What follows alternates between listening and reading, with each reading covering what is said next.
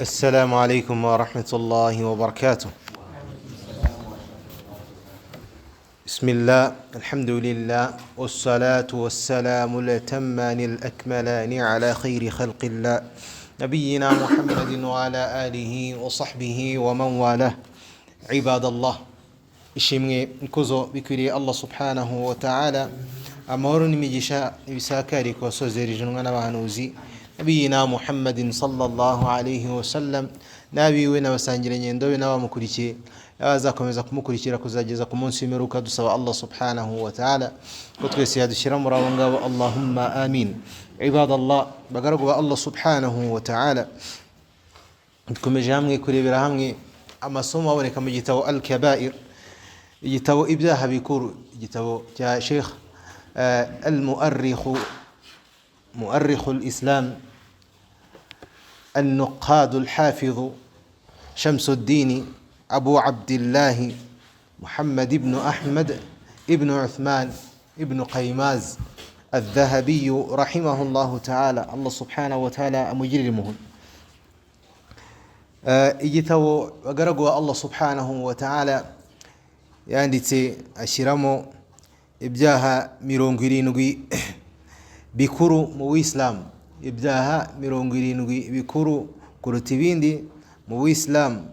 Ibyaha iyo umuntu akoze kimwe muri byo asabwa kwihutira kwicuza kwa Allah subhanahu wa ta'ala kugira ngo adatabaruka arakariwe na Allah subhanahu wa ta'ala, ndetse bikamushyira mu bantu bo mu muriro wa jahannam.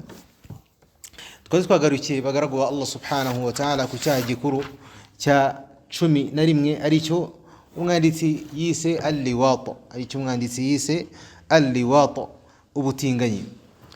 Turebera hamwe zimwe muri aya imwe mu mirongo ya Qur'ani ivuga kuri kino cyaha n'ububi bwacyo, ndetse n'ibihano byageze ku bagikoze mbere y'abandi, ndetse na zimwe mu mvugo z'intumwa y'Imana Muhammad sallallahu alayhi wa sallam zivuga ku bubi bw'iki cyaha, n'imvugo za bamwe mu basangirangendo b'intumwa y'Imana Muhammad sallallahu alayhi wa sallam.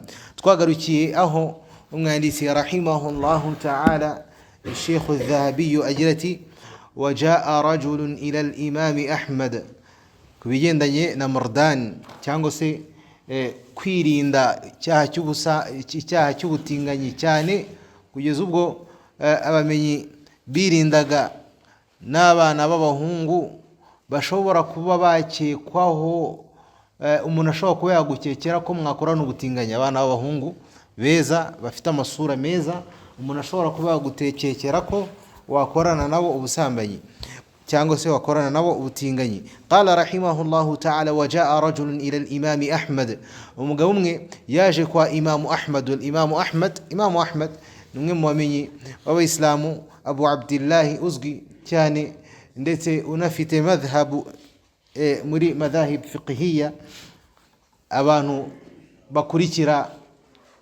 Ahmad ibn Hanbal. Umwe mu bagabo rero yaje kuri Imamu Ahmad rahimahullahu ta'ala, wa ma'ahu sabiyyun hasan, ari kumwe n'umuhungu mwiza ufite uburanga bwiza. Faqala al-imam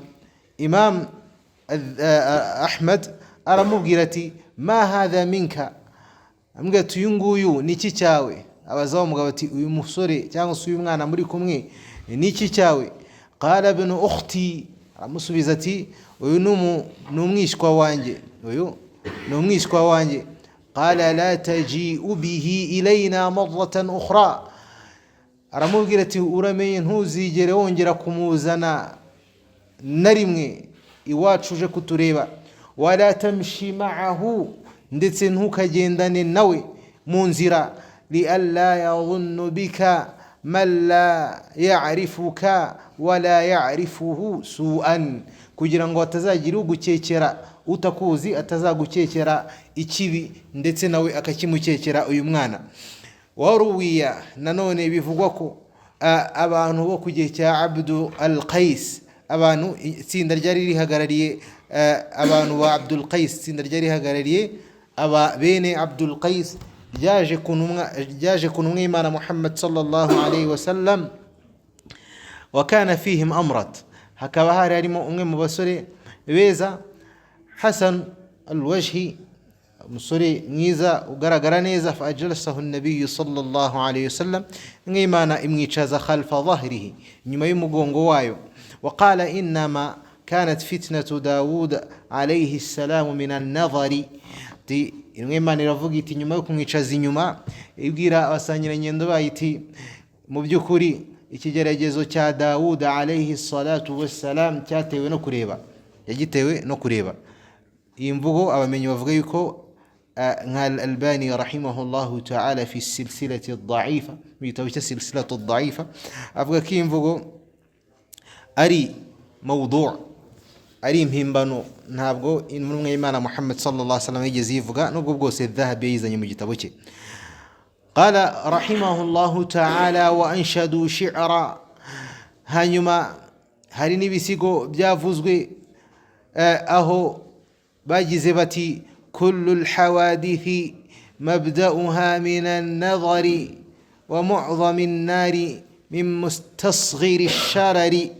Buri bigeragezo bitangirira mu kureba, kandi umuriro ubikibatsi watangiye ari udushirira.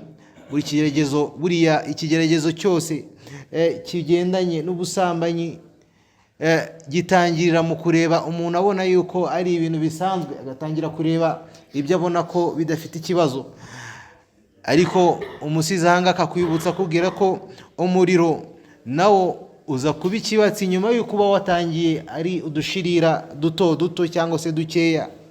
Wal mar'u ma dama dha 'aynin yuqallibuha, kandi umuntu iyo afite amaso ahinduranya hakurya no hino, ajya amenya ko ari mu bibazo yigengesere. kam nadharatan fa'alat fi qalbi sahibaha, n'indoro zingahe zangije umutima wa nyirazo igihe yandarika amaso ntiyite ku byo areba. yasurru nadhiruhu ma darra khatiruhu, nk'uko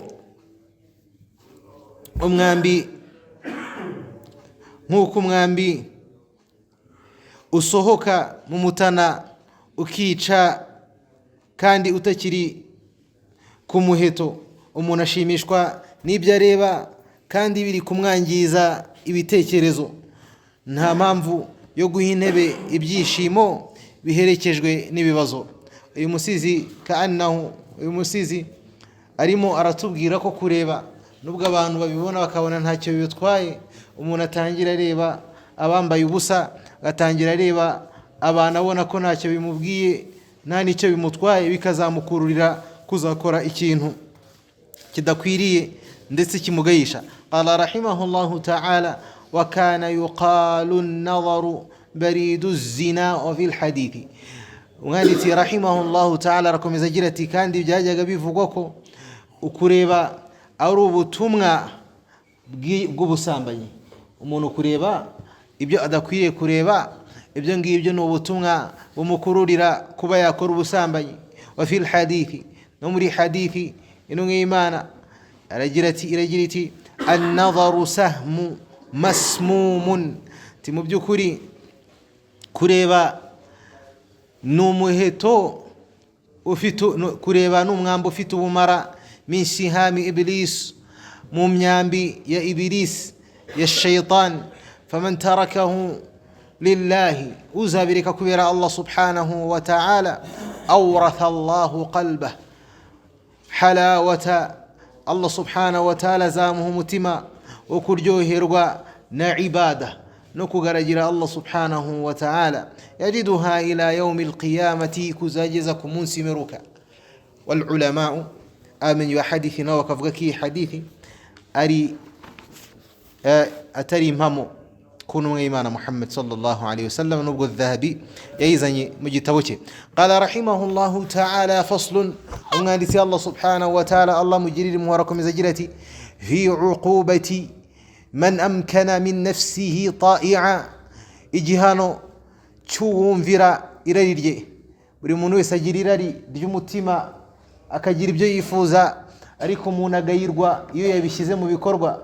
Umuntu kuba yabitekereza bikaguma mu mutima, Allah subhanahu wa ta'ala ntago ajya bibaza umuntu, nta nubwo ajya bimuhanira, kuko Allah subhanahu wa ta'ala muri hadithi n'Imana yamaze kubabarira abagaragu ba Allah subhanahu wa ta'ala ibyo batekereje ntibabishyire mu bikorwa ndetse n'ibyo bakoze bibeshye.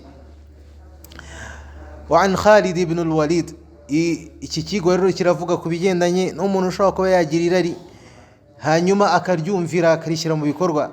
Hadith yatutwa Khalid ibn al-Walid radiyallahu anhu, Khalid ibn al-Walid imana mwishimire, annahu kataba ila Abi Bakr as-Siddiq radiyallahu anhu, yandikiye Abi Bakr as-Siddiq radiyallahu anhu, annahu wajada fi ba'd an-nawahi rajulayn yunkahu fi duburihi, mubwira ko yabonye mu gace yararimo umugabo warurimo urakorerwa ubutinganyi, warimo urakora ubutinganyi.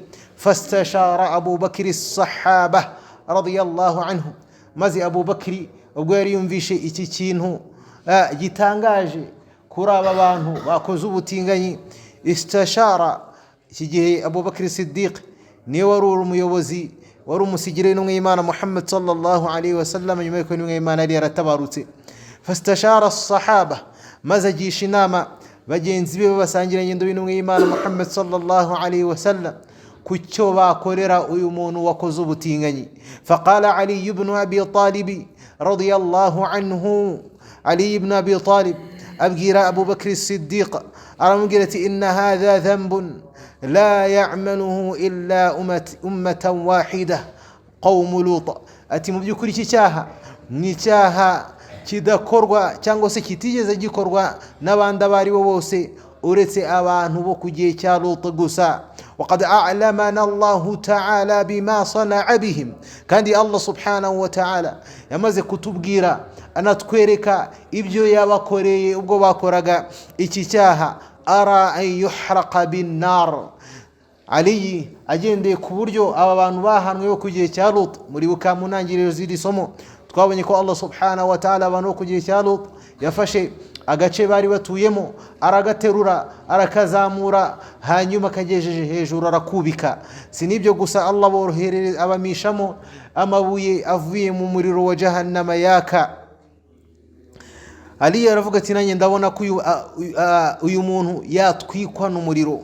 Fakataba Abu Bakr ilayhi, maze Abu Bakr yandikira Khalid ibn al-Walid radiyallahu anhu an ahraqahu bin nar, ko agomba gutwika uyu muntu wakoze icyaha cy'ubutinganyi. Fa ahraqahu Khalid radiyallahu anhu, Khalid ara mutwika. Allah subhanahu wa ta'ala mwishimire. Rawahu ibn Abi Dunya wal Bayhaqi, imvugo iri mu gitabo cya Ibn Abi Dunya na al-Bayhaqi. Wa qala Ali radiyallahu anhu, nanone Ali radiyallahu anhu yaravuze ati man amkana min nafsihi ta'i'a hatta yunkaha, umuntu wari wese uzumvirira irari rye kugeza ubwo akoze ubutinganyi. Alqa Allahu alayhi shahwata an-nisa'i, Allah subhanahu wa ta'ala mukuramo kwifuza abagore. Allah subhanahu wa ta'ala amuhanisha kumukuramo kwifuza abagore nkuko umugabo ashobora kwifuza umugore. Waja'alahu shaytana rajiman fi qabrihi ila yawmil qiyamah, ndetse Allah subhanahu wa ta'ala kamugira ikivume, Allah subhanahu wa ta'ala kamugira ikivume mu mva ye kuzageza ku munsi w'imperuka. Wa ajma'atil ummah ala anna man fa'ala bimamlukihi fahuwa lutiyyun mujrimu. Nanone abamenyi, nanone ummah, abayisilamu muri rusange bemeranyijwe ko umuntu uzafata umugaragu we akamukoresha ubutinganyi, uyu azaba ari umutinganyi ndetse w'umunyabyaha ndetse w'inkozi y'ibibi. Wa mimma ruya anna Isa ibn Maryama alayhi salam marra fi siyahatihi, nanone bivugwa ko Isa ibn Maryam, Isa mwene Maryam, marra fi siyahatihi, igihe kimwe yari arimo aratembera. Famarra ala an-nar tuqadu ala rajulin, aca ku muriro urimo uratwikishwa umuntu, umuriro urimo uragurumanira ku mugabo. Fa akhadha Isa alayhi salam ma'an liyutfi'a anhu, maze Isa afata amazi kugira ngo azimye wa muriro wari uri kugurumanira kwa wa muntu. fanqalabat an-nar sabiya, maze wa muriro muri ako kanya uhita uhinduka umusore, umwana w'umuhungu. wanqalaba ar-rajulu nara, maze umugabo nawe ahinduka umuriro, umugabo wari uhinduka umuriro. fata'ajjaba Isa alayhi salam min dhalika, Isa atangazwa n'ibyo ngibyo yarabonye. waqala ya rabb, aravuga ati nyagasani, ruddahuma ila halihima, basubiza aba bantu uko bari bameze mbere yuko bamera gutya fi dunya, kwisi.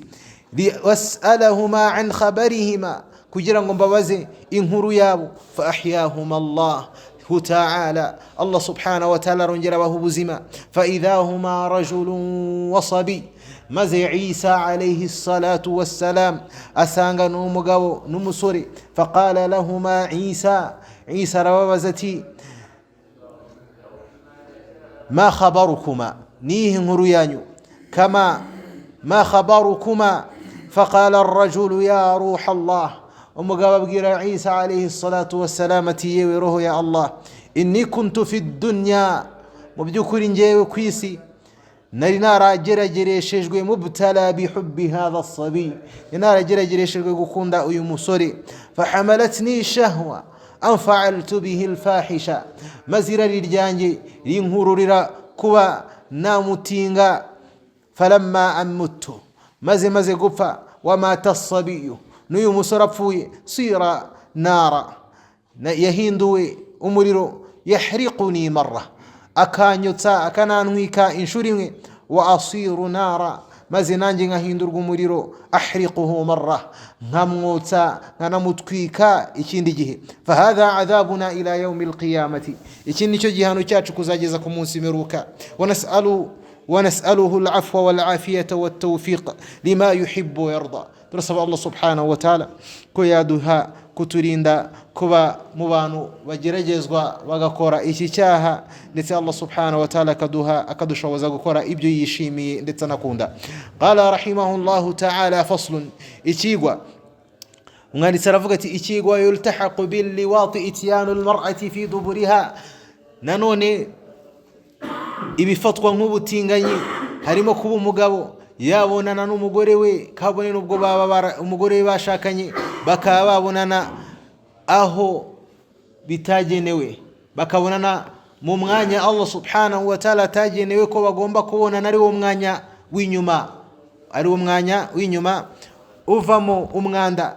mimma harramahu Allah ta'ala wa rasuluhu, mu byo Allah subhanahu wa ta'ala yaziririje ndetse n'intumwa ye. qala Allah jalla wa ala, Allah subhanahu wa ta'ala muri Qur'an aragira ati nisa'ukum harthun lakum fa'tu harthakum anna shi'tum, abagore banyu ni nk'imirima yanyu. fa'tu harthakum anna shi'tum, rero mujya mu mirima yanyu uko mushaka. ay kayfa shi'tum, igisobanuro cy'iyi aya bagaragu ba Allah subhanahu wa ta'ala iboneka muri suratul Baqara aya 123.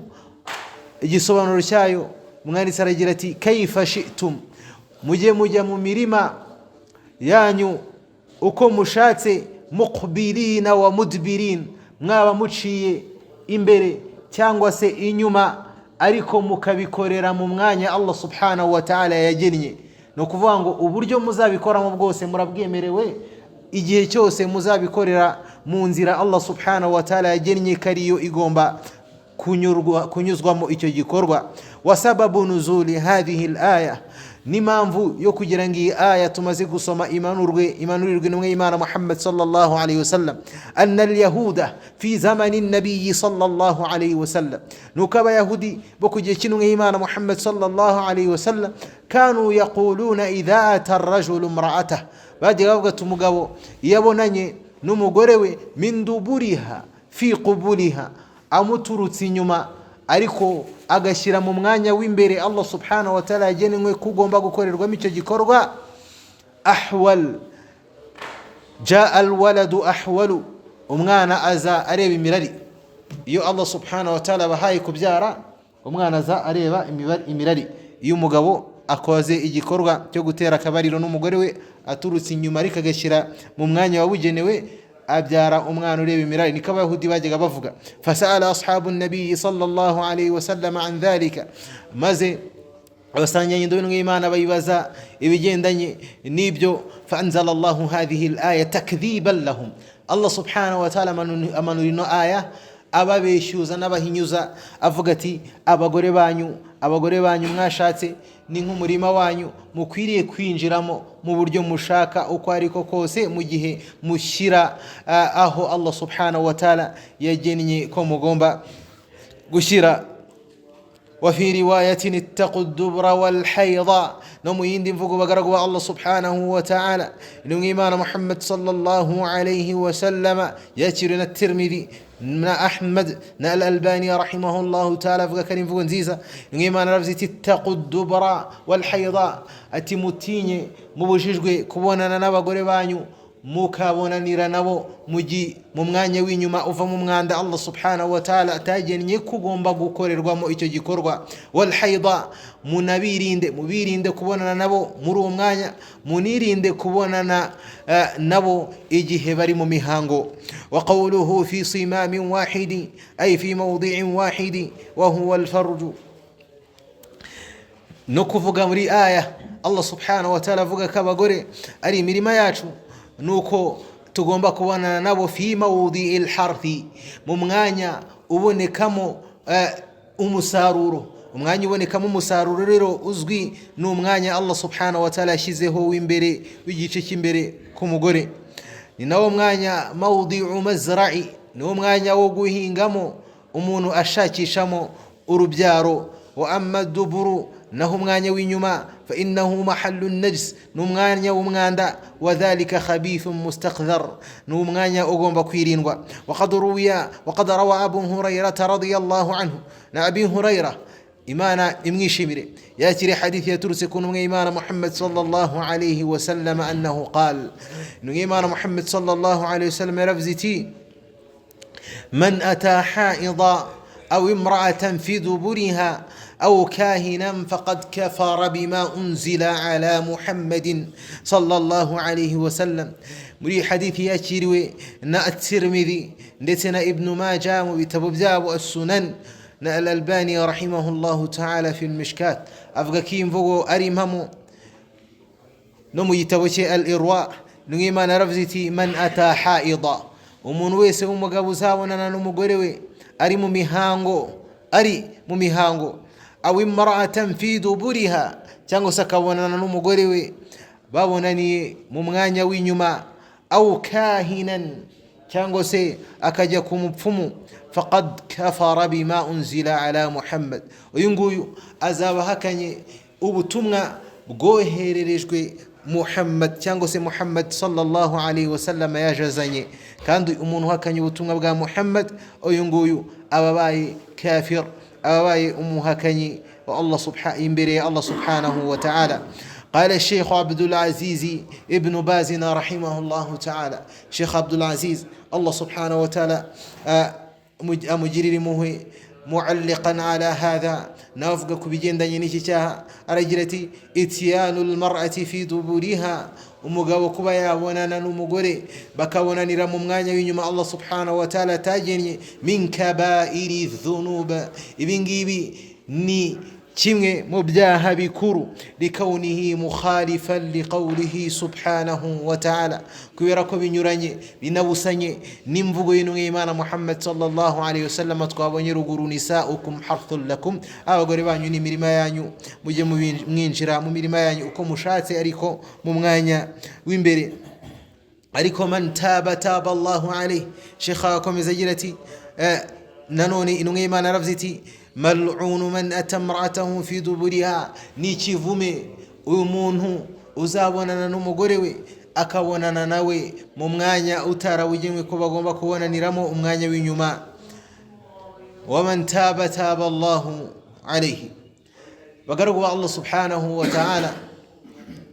Iki gikorwa cy'abagabo kubonana n'abagore babo inyuma, akenshi abantu bagikuye mu kwiga imico no kwigana imico itari imico ya Kiislamu, kwigana imico itari ya Kiislamu y'abantu bahakana Allah subhanahu wa ta'ala, ndetse bashaka mu buzima bwabo guhinyuza Allah subhanahu wa ta'ala uburyo yaremye ibintu bakabihindura. Niho usanga bumva ko batagomba gushaka abagore, bagomba gushaka abagabo bagenzi babo, abagore nabo bagashaka abagore bagenzi babo, bitandukanye nkuko Allah subhanahu wa ta'ala bigennye nabishyizeho mu rwego rwo guhinyuza Allah subhanahu wa ta'ala.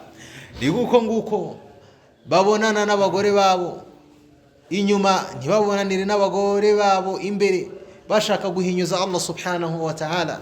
Abayisilamu rero nabo muri kino gihe bakabikora, bigana abo bantu batazi impamvu babikora, bo bakumva ko bari kwishimisha nta nicyo bitwaye, ariko bagaragu Allah subhanahu wa ta'ala. Iki ni icyaha kitoroshye imbere ya Allah subhanahu wa ta'ala, ni n'umwanda umuntu uwo ari wese adakwiriye gushimira umutima we, umuntu wese w'inyangamugayo adakwiriye kurangwa nawo.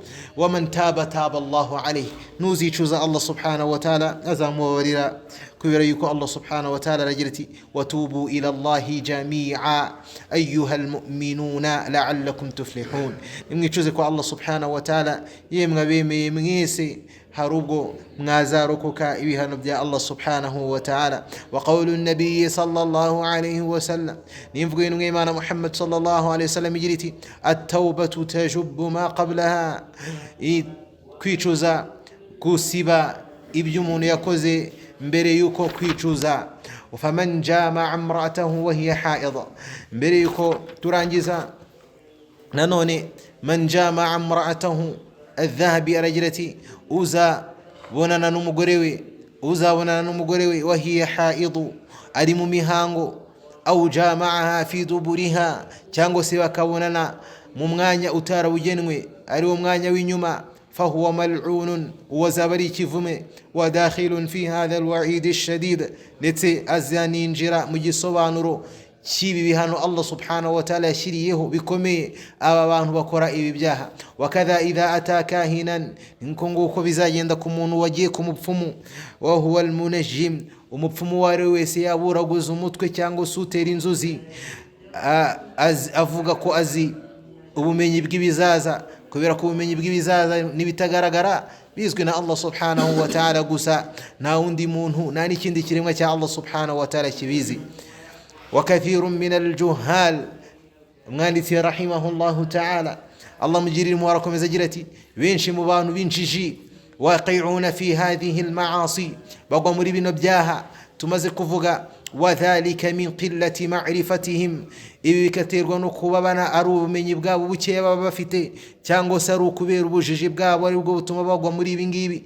Wasama'ihim lil'ilm, ndetse no kuba ari abantu batarangwa no kumviriza no gukurikira inyigisho z'idini ryabo, inyigisho zigaragaza ububi bw'ibyo byaha.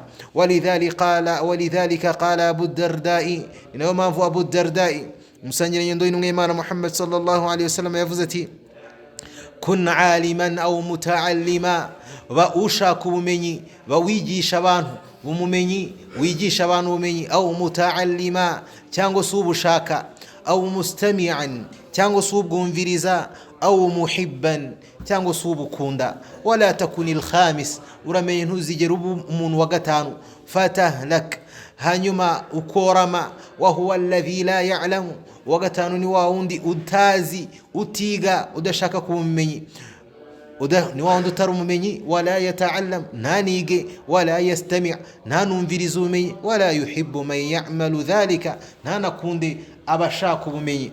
Uramenye ntuzabe uwo wa gatanu nkuko Abu Darda bivuga. Wayajibu ala al-abdi, ndetse ni itegeko ku mugaragu wese wa Allah subhanahu wa ta'ala, an yatuba ila Allah, ko yicuza kwa Allah subhanahu wa ta'ala ku byaha byose n'amakosa yose yaguyemo.